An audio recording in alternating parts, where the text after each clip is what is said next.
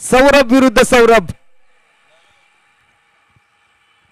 या वेळेला मात्र वेगवान बॉल शरीराचा वेध घेतोय. अपील केली आणि ती अपील उचलून धरली आहे पंचांनी. मिळतीये हा दुसरा धक्का या स्टार लालबाग संघाला.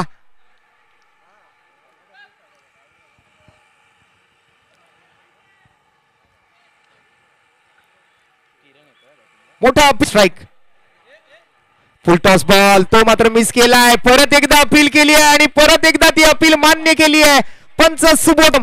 गेल्या पावली मात्र माघारी तंबूच्या आसऱ्याला.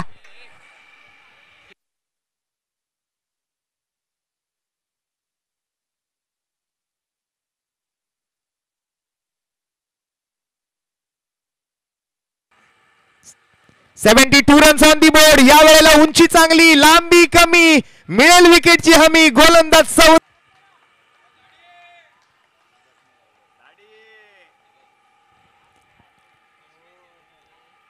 72 धावा स्कोर कार्ड वरती आहेत.